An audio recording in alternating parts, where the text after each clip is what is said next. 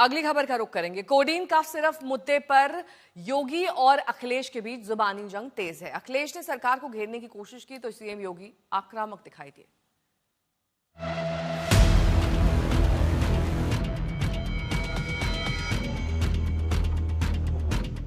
जो जो माफिया है उन पर बुलडोजर चलना चाहिए। बुलडोजर एक्शन भी उसकी तैयारी भी रहेगी, उस समय चिल्लाना मत।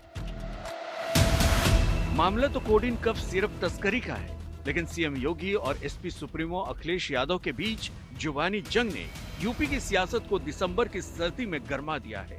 कालीन भैया, कोडीन भैया, जितने लोग हैं उन सब पे बुलडोजर चलना चाहिए। तो आपको फतिया पढ़ने के लायक भी हम नहीं छोड़ेंगे, तब तक ऐसी कार्रवाई हम कर देंगे।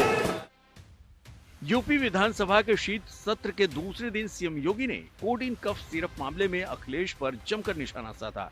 योगी ने वाराणसी कैंट से एसपी उम्मीदवार रहे अमित यादव के साथ अखिलेश की तस्वीर दिखाई और कफ सिरप तस्करी नेटवर्क से एसपी का कनेक्शन जोड़ दिया।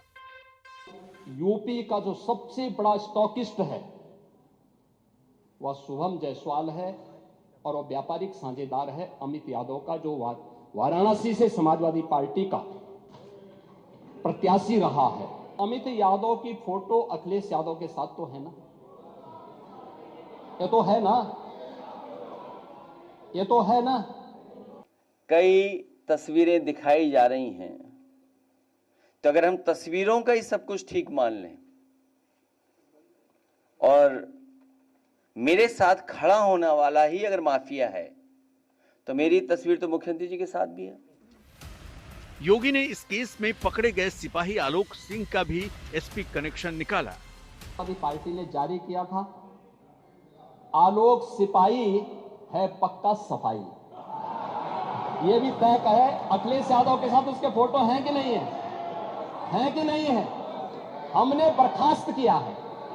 देखिए, हमारी सरकार ने बर्खास्त किया है, हमने उसको बर्खास्त किया है, लेकिन अखिलेश यादव को कुछ गिफ्ट दे रहा है। ये फोटो भी जारी हुई थी ना। योगी ने एक बार फिर दोहराया कि कफ सिरप नेटवर्क की जड़ें एसपी की तरफ जाती हैं और ऐसी कार्रवाई होगी कि फातिहा पढ़ने लायक नहीं छोड़ेंगे। कोई भी बचने नहीं पाएगा। जो भी अपराधी होगा, ये तो मैं जानता हूं आपकी पीड़ा को, क्योंकि जब सरकार की कार्रवाई अपने अंतिम उस तक जाएगी तो आप में से बहुत सारे लोग फतिया पढ़ने के लिए जाएंगे वहां। तो आपको फतिया पढ़ने के लायक भी हम नहीं छोड़ेंगे, तब तक ऐसी कार्रवाई हम कर देंगे। कफ सिरप कांड में जुबानी जंग तेज है, लेकिन बड़ा सवाल यह है कि सरगना शुभम जायसवाल कब जांच के कटघरे में लाया जाएगा, कब उसकी गिरफ्तारी होगी। आज तक ब्यूरो।